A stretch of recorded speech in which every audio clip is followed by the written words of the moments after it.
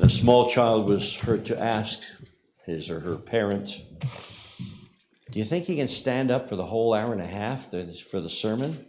And Dad said, "No, today's going to keel over pretty early." Anyway, we did break into the Sermon on the Mount last week. And before we read our next section of Scripture, I need to remind you of the time, the place, the context. As Jesus is speaking to his disciples about the new covenant, the new agreement, contrasted with the old covenant and the old agreement. And of course, it isn't obvious to me because I'm not a Jew, but it would have been very obvious. The people of God, the Son of God is drawn out of Egypt, goes to the water, into the wilderness, and now there's a new nation established, a new kingdom. And wouldn't you know it, in the book of Matthew, which is kind of tilted towards the Jewish audience, the Son of God is drawn out of Egypt, goes to the water of Jordan, into the wilderness, comes out and declares a new kingdom, a kingdom from heaven. And the Constitution is laid out on a mountain. You could argue as to whether or not it's a real mountain, but that's the way it's said. And so this Constitution feels very much like Moses delivering to the children of God the terms of their nationhood. And so this is what we read in Matthew chapter 5. But as I said last week, it takes a little spiritual perception. And I reflected on Leonard Cohen's song, Democracy, where he yearned for a new world, a new kingdom, a new way of being. And in that song, he said, from the staggering account of the Sermon on the Mount, which I don't pretend to understand at all. And of course, despite his longings, he sort of distanced himself from the reality that the Messiah had come. The Messiah had arrived and declared these things. And the Messiah declared what? Well off are the poor in spirit, for theirs is the kingdom of heaven. Who wants to volunteer to be poor of spirit? Blessed are those who mourn, for they will be comforted. Who wants to deliberately choose to be reflective and feel for this world? Blessed are the meek, for they will inherit the earth. So we tell jokes about that. Blessed are the meek, for they shall inherit the earth. If it's all right with you. No, that's not exactly what meekness means, but this is the way we might view it. The world might view it. Blessed are those who hunger and thirst for righteousness, for they will be filled. Well, I don't exactly hunger and thirst for those things. I hunger and thirst for the things I feel I need. And righteousness, it's kind of low on the list. Blessed are the merciful, for they will receive mercy. Okay. Love to receive mercy, not too big on doling it out. And blessed are the pure in heart, for they will see God. Well, my heart is my heart. I'll tell you how I want my heart to be. Cohen being a Jew, like many Jews who leave Judaism, was reflective and attached to and drawn to the spiritual aspects of Buddhism. And Buddhism's not a bad thing, not a bad culture, not about ethic. It does talk, though, about the fact that if you finally get it right, you won't be reincarnated. You won't be stuck on this earth. And so it does not declare that there is a God, but it declares that if you're really good, maybe eventually you'll get out of this world. But it leads to reflection and meditation and good things and good thoughts and good deeds. And so despite being a successful songwriter, I know where I went to school in Pasadena. You can look up and see Mount Baldy, and on top of that, there is a Buddhist monastery. Leonard Cohen went up there for 10 years and meditated and thought and contemplated. And when he came out, he found out he'd been ripped off by his manager and he was broke. So he went back to singing and went back, as he said, on Boogie Street and toured the world. But among his many songs as a poet, there's many philosophical reflections. And in the song Democracy, he talked about this ideal of a new government, a new world order.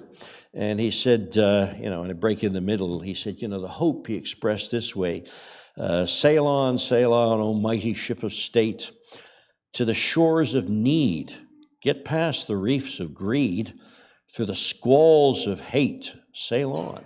Get past greed, get past hate to where we all need to be.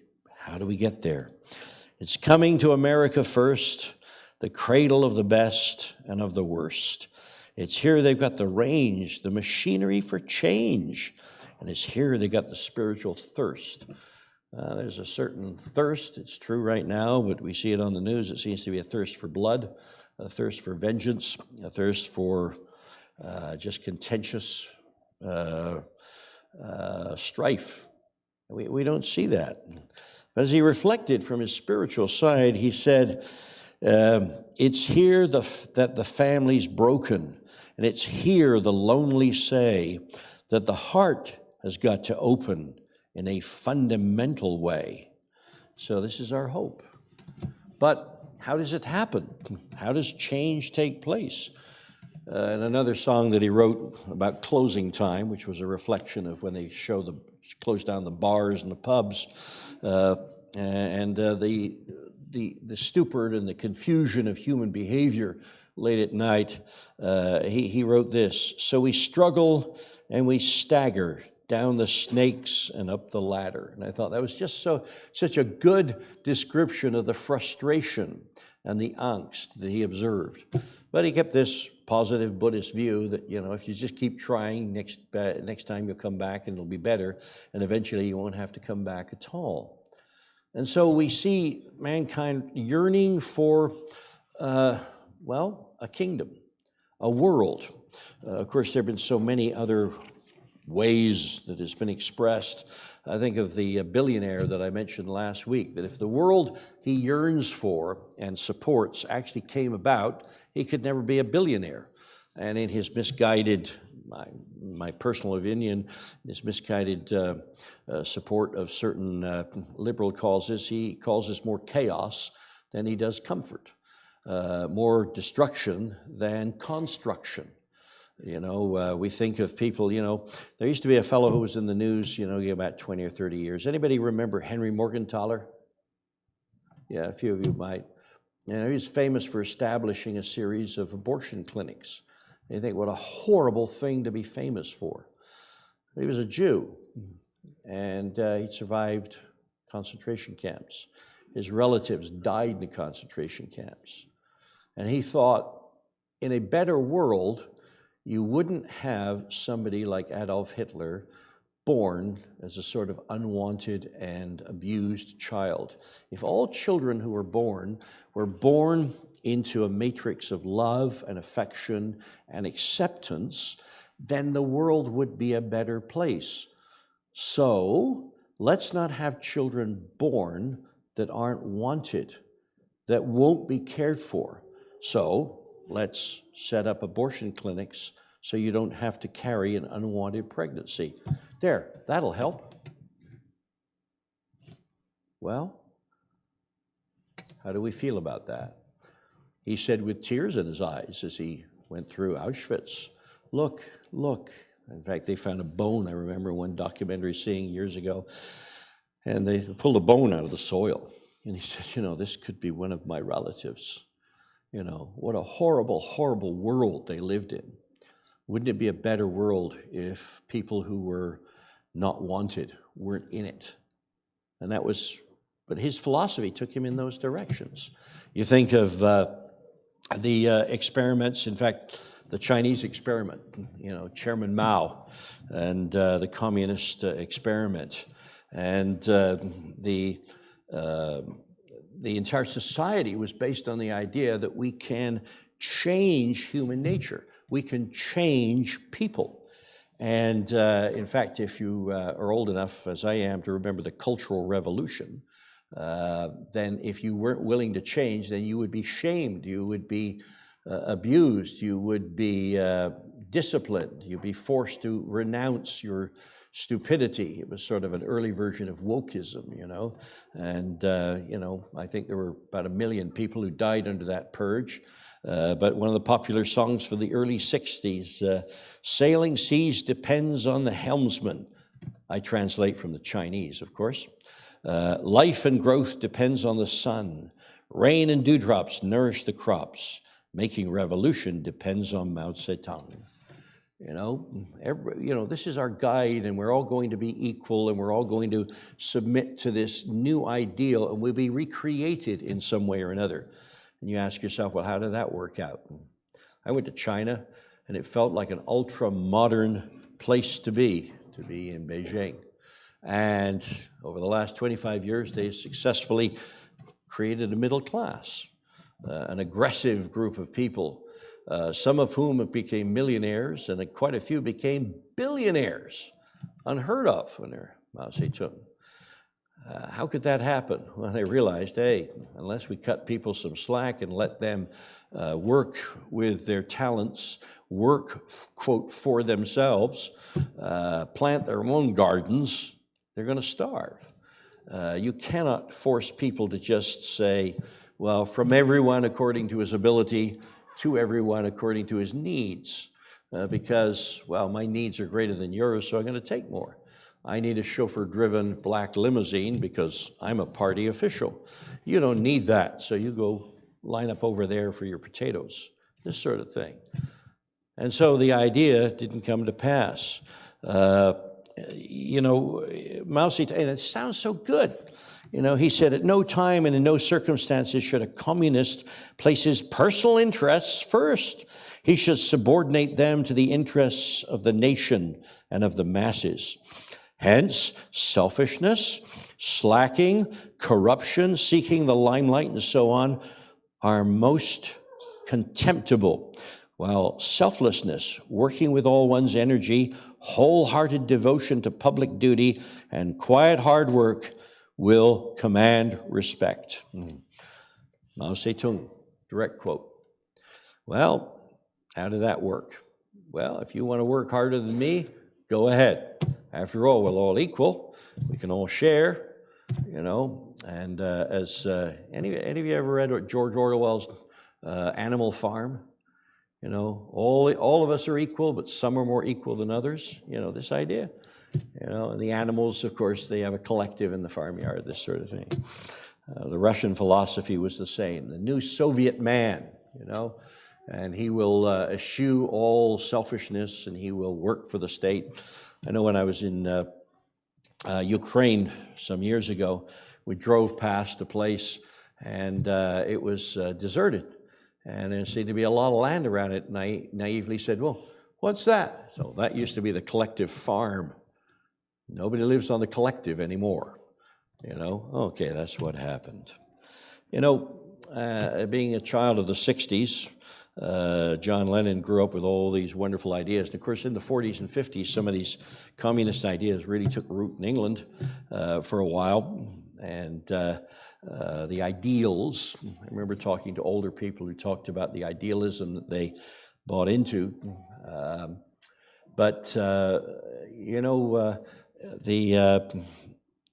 John Lennon, when he was going through his time where, we got to change society in certain ways, and he was being battered back and forth, I suppose, by philosophies. He wrote an anthem to change called Revolution. Anybody ever heard that?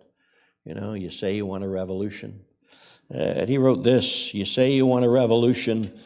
Well, we all want to change the world. You tell me that it's evolution. Well, we all want to change the world.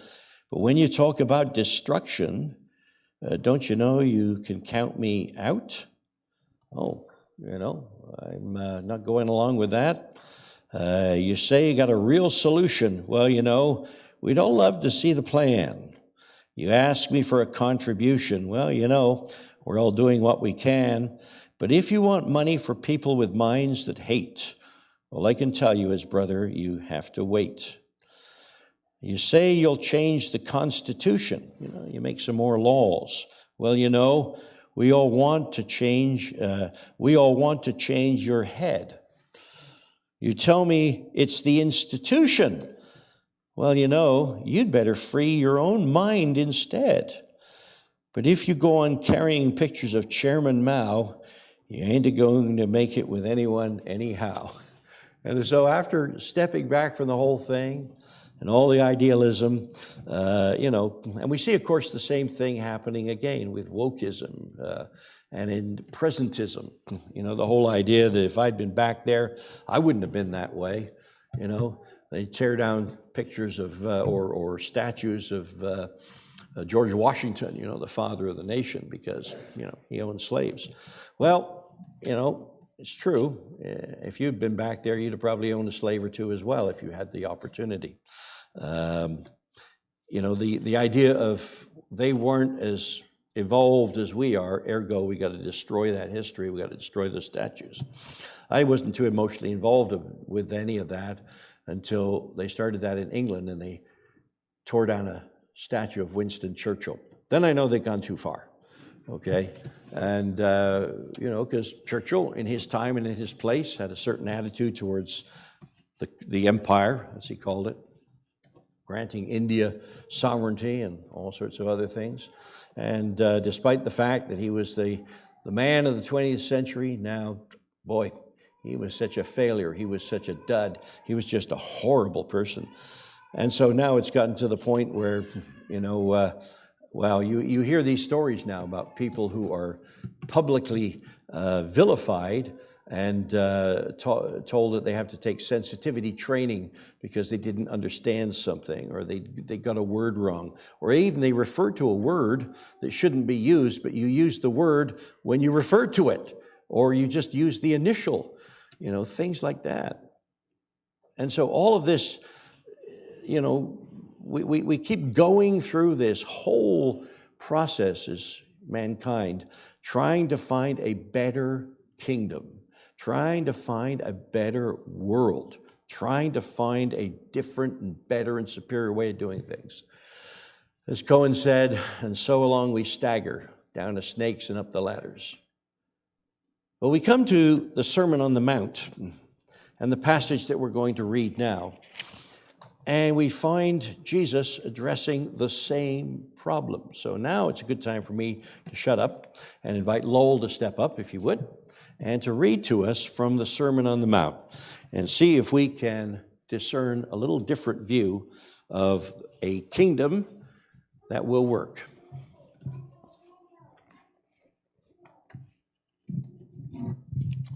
Morning, everyone. This is out of Matthew 5:13. You are the salt of the earth, but if the salt loses its saltiness, how can it be made salty again? It is no longer good for anything except to be thrown out and trampled underfoot. You are the light of the world. A town built on a hill cannot be hidden. Neither do people light a lamp and put it under a bowl. Instead, they put it on its stand, and it gives light to everyone in the house.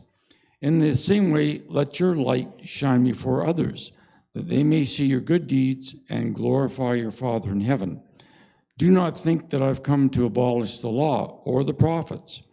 I have not come to abolish them, but to fulfill them. For truly I tell you, until heaven and earth disappear, not the smallest letter nor the least stroke of a pen will by any means disappear from the law until everything is accomplished. Therefore, anyone who sets aside one of the least of these commands and teaches others accordingly will be called least in the kingdom of heaven. But whoever practices and teaches these commands will be called great in the kingdom of heaven. For I tell you that unless your righteousness surpasses that of the Pharisees and the teachers of the law, you will certainly not enter the kingdom of heaven.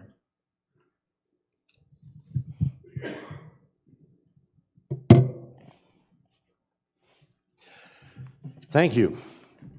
So what does that mean in the context of a new kingdom, a kingdom that's being brought about by Jesus himself? Where do I fit in that? What is it saying to me? Well, let's break into this passage, and first of all, let's tackle the last part of it, and this sermon that I've entitled, Showing the Kingdom, Showing His Kingdom to the world. When Jesus is partway through, he says this, "Do not think that I've come to abolish the law or the prophets. I've not come to abolish them, but to fulfill them." The law and the prophets laid out certain fairly rigid guidelines that, if followed, would bring about some peace and some harmony between human beings. These were restrictions, restraints applied externally and disciplined externally. A lot like the communist system, restraints and restrictions applied externally. A lot like any worldly system. And it was told to us that it really couldn't work very well. Why? Because people have their own hearts. They have hearts of stone. And there had to be, the prophets said, this ain't going to work until eventually there's a new heart placed in the people. But for now, this is the best we can do. And so Jesus said, I've actually not come to abolish these things. But he went on to say, "For truly I tell you, until heaven and earth disappear, not the smallest letter, not the least stroke of a pen, will by any means disappear from the law until everything is accomplished." Which is kind of an interesting turn of phrase. What do you mean everything is accomplished? Till everybody keeps every stipulation perfectly? Well, the author of Hebrews especially, and all of Paul's writings, you come to understand that everything that went before was a hopeful anticipation of the Messiah, of Jesus himself. Whether it was the sacrificial system, we understand in retrospect, he is the Lamb of God. He is the peace offering. He is the thank offering. He's all these offerings. He is the Passover lamb. And in him, all of these things were actually accomplished and fulfilled. He's the only one who ever kept the law perfectly. And he is the pattern for all those who would find righteousness that is far superior to any righteousness or rightness of a Pharisee. And of course, the Pharisees were like Mao Zedong, I suppose.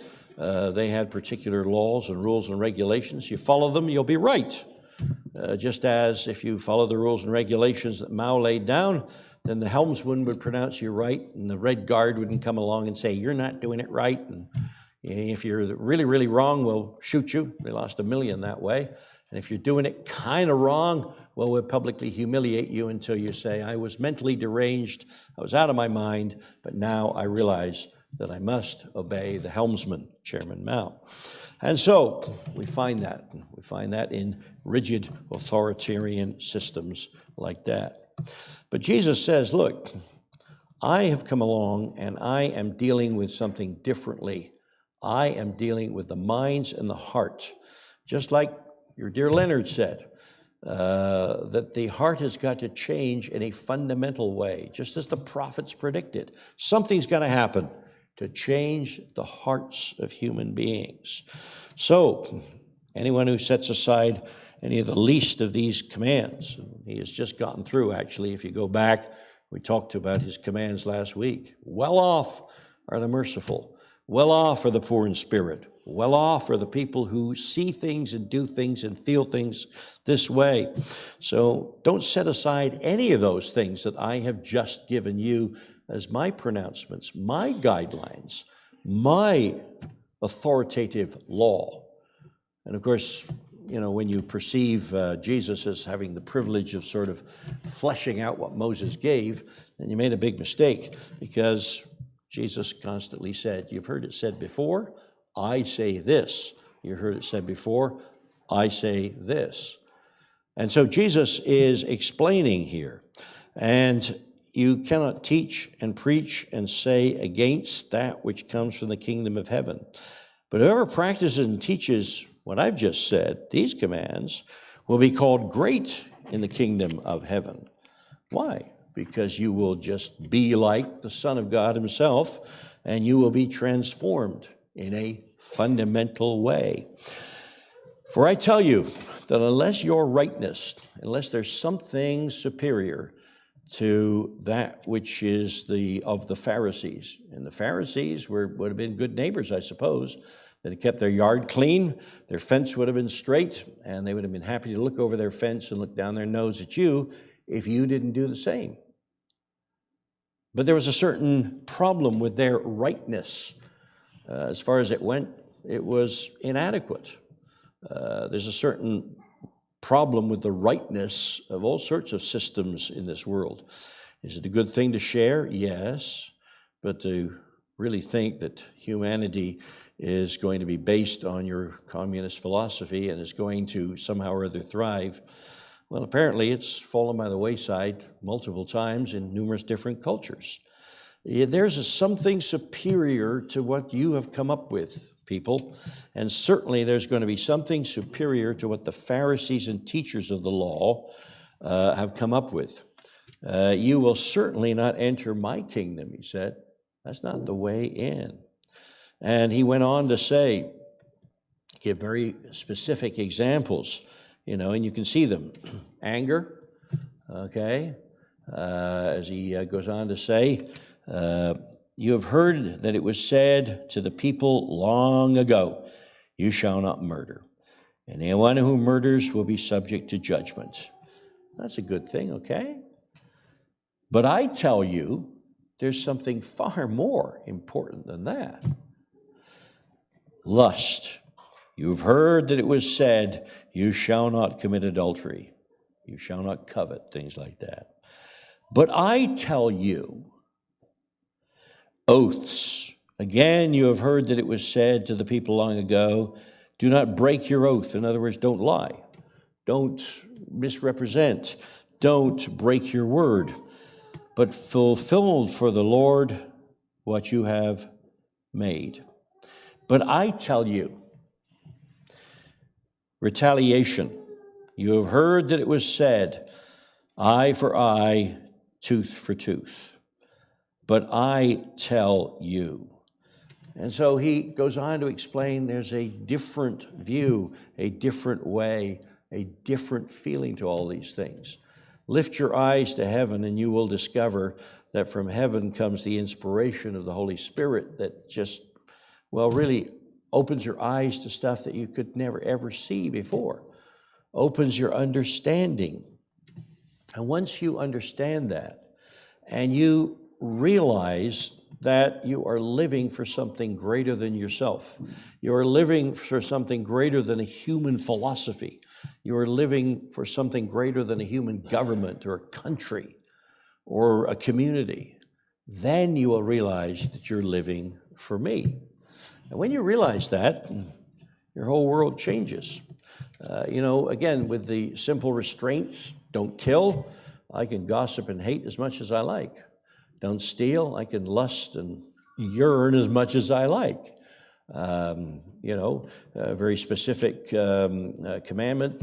I brought you out of slavery. You work 7 days a week. Rest. Okay. I'll tell you when. I'll tell you how. But human beings kind of know how to rest by themselves. And Jesus said, the ultimate rest, you come to me, and I will give you emotional, spiritual reassurance. You can sleep with a, quote, clear conscience because I've covered it for you. That is the ultimate fulfillment. That is the accomplishment that I'm here to propose and to do. And this is why at the beginning of this little section, you read, you're the salt of the earth. But if the salt loses its saltiness, how can it be made salty again? It's no longer good for anything except to be thrown out and trampled underfoot. You see, Jesus said, I won't be here any longer. I expect you to do the work I started. I expect you to carry on walking in my footsteps, acting as I acted, speaking as I speak, feeling as I felt. I will be living again with you and in you and through you. And you will be the salt of the earth. Now, of course, this is an expression of speech. We delve into it and say, well, what does salt do? Well, salt makes things palatable. Salt preserves things. Salt's essential for life. You have to have salt or things go wrong in your body. If you have too much salt, things go wrong as well. But if you don't have enough, so it's vital for life. In fact, one of the earliest, corruptions, according to Cephas, was that somebody learned how to dominate the salt trade, got between people and the Dead Sea, and taxed salt. Okay, full marks for creativity, not much of a sharing attitude. But as Jesus uses this analogy, he is saying to us, the only thing on the earth that makes it worth having is me in you. Now you could say, well, doesn't God love the earth? Doesn't God love humanity? Yes, but that's not because of any intrinsic value to humanity or the earth. That's because God is gracious. God is good. God is kind. God has a desire to share. God, this is all the good things about God, not about me. I mean, of myself, what can I add to God? Nothing. Of himself, what can he add to me? Life and worth and eternity.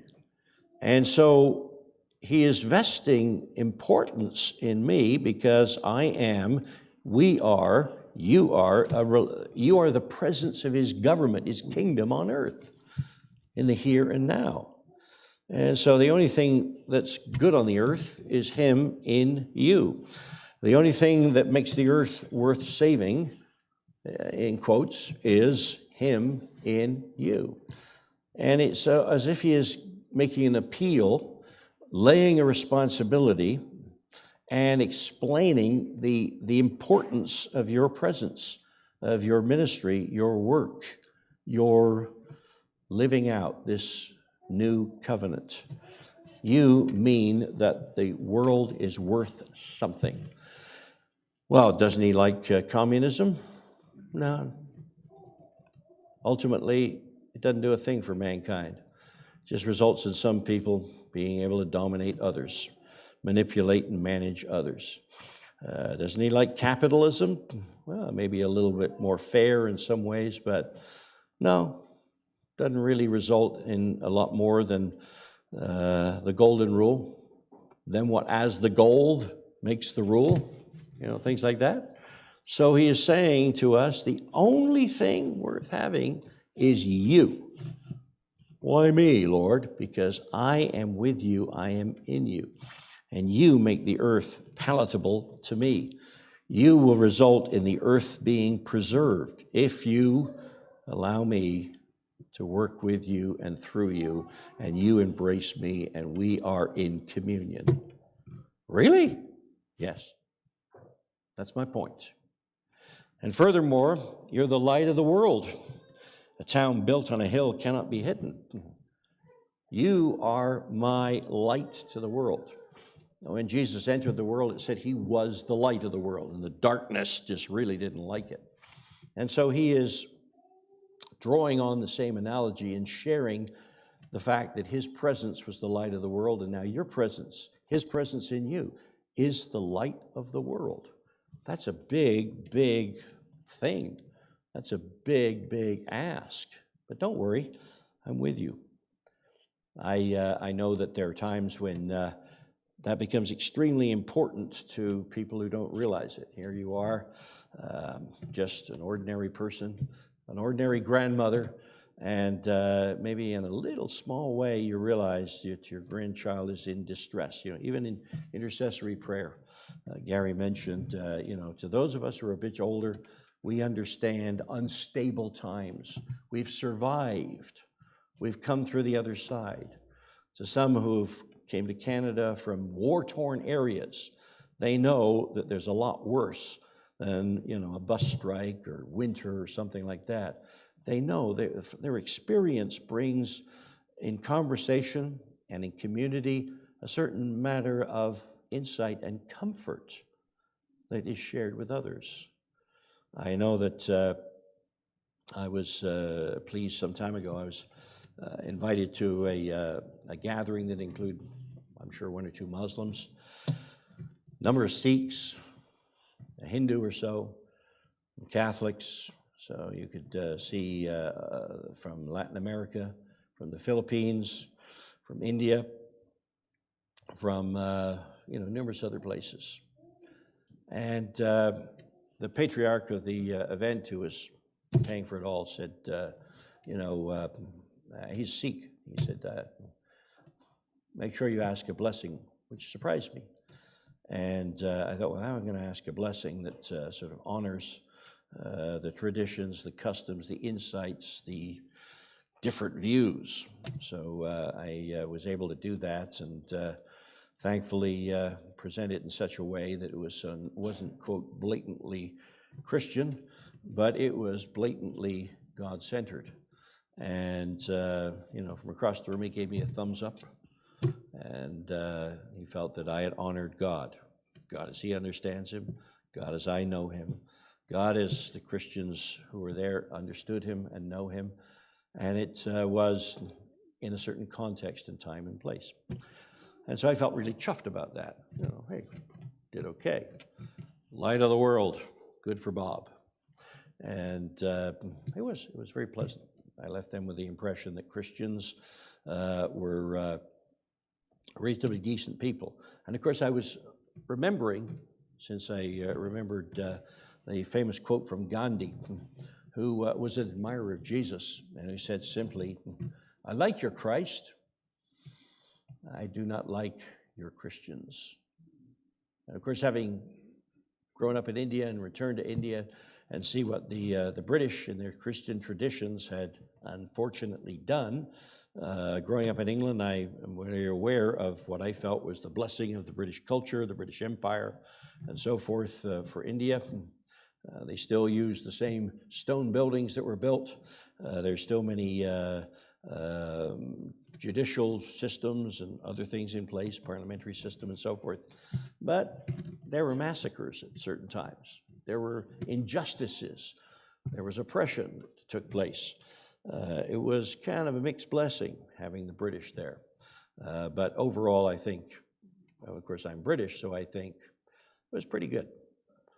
I had a discussion with one Indian fellow who was in his 30s, and of course he was born in Canada. His older brother was born in Punjab. And I was explaining that, I felt the British did okay for India. And he explained that it was his understanding the British were absolutely awful for India. And it was a reasonably lighthearted conversation. And at one particular point, I cited Winston Churchill, and he said, who was he? Clearly, we had a different perspective of history, okay? But it was nice that his dad had asked me to ask a blessing and give thanks for the food and the community and the fellowship of the evening. But as I thought about that, and I was in a different context, I was asked to do some small thing. Actually, it was a big thing, huge thing.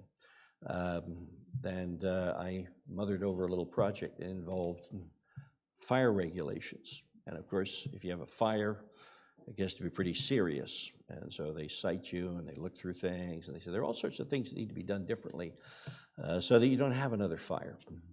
And it's over a period of months. And I learned all about fire regulations simply because I read long lists of citations and so forth.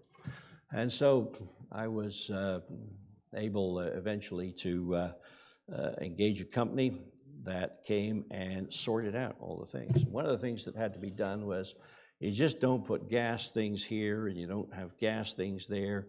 It's got to be here, here, and here. It's got to be under fire suppression control, and you got to have this, this, and this. And I was kind of pleased about that.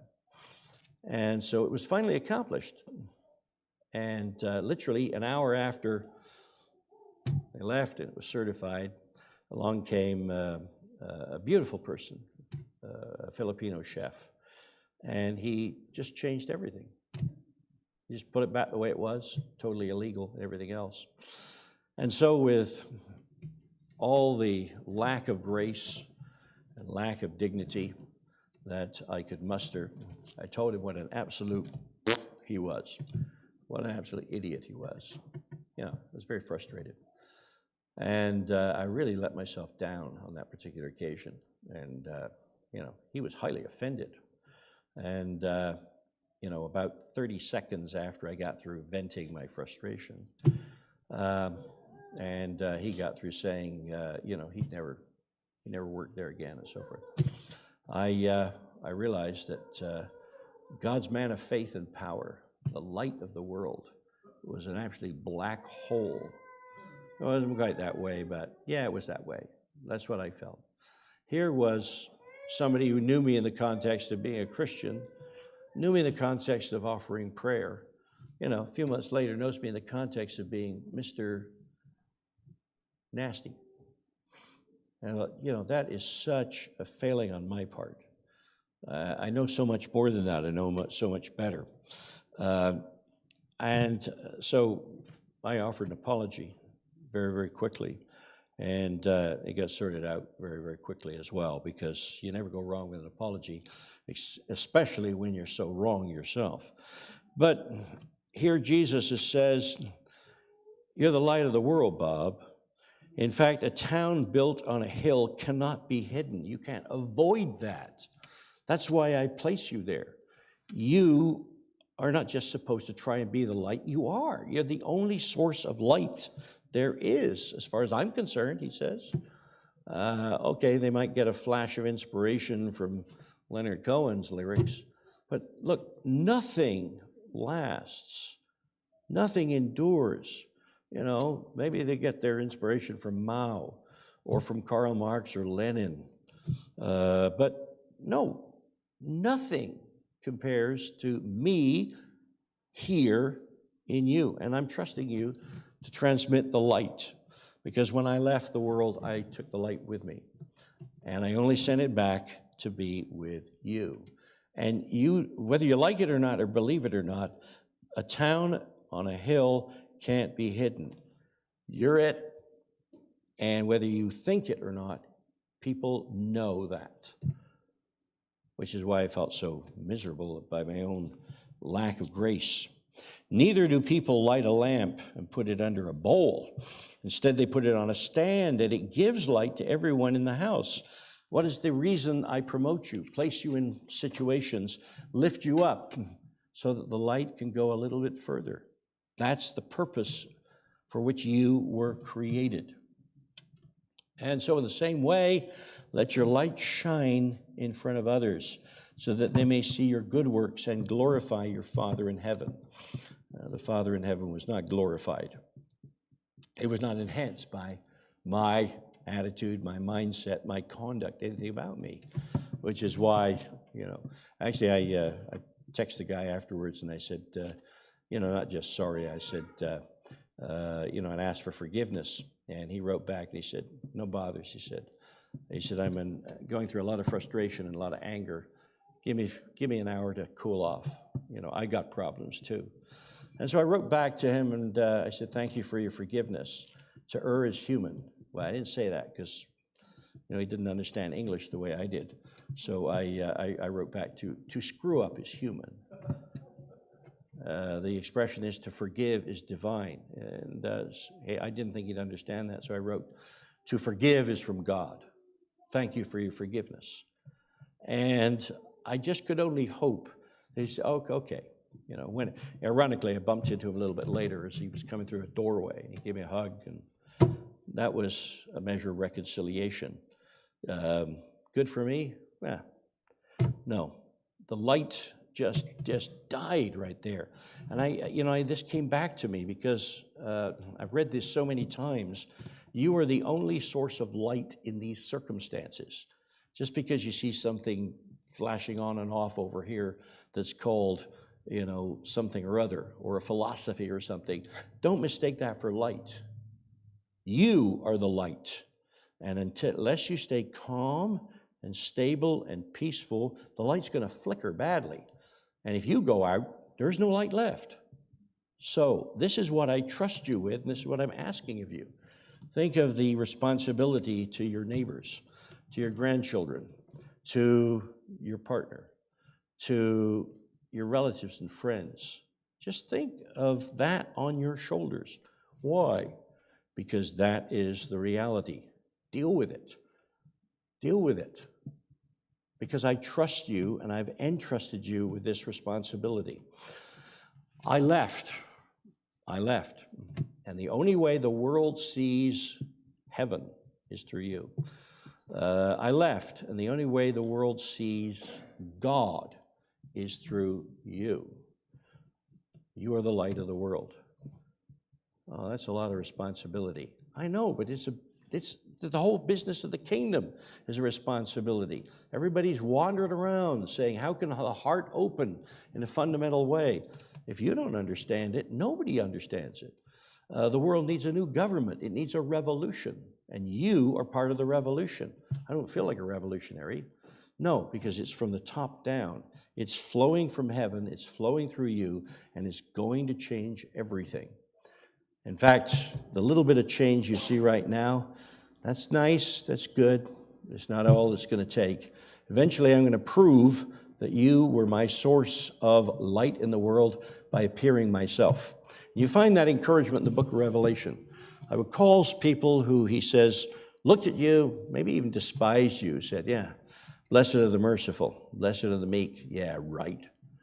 He said, I will cause them, and this is the symbolic expression in Revelation, to come and worship at your feet and know that I have loved you because you let me establish my kingdom with you and through you. You're the light of the world. You're the salt of the earth. Take it seriously and take encouragement for the fact that I trust you to be these things on my behalf. Let's pray.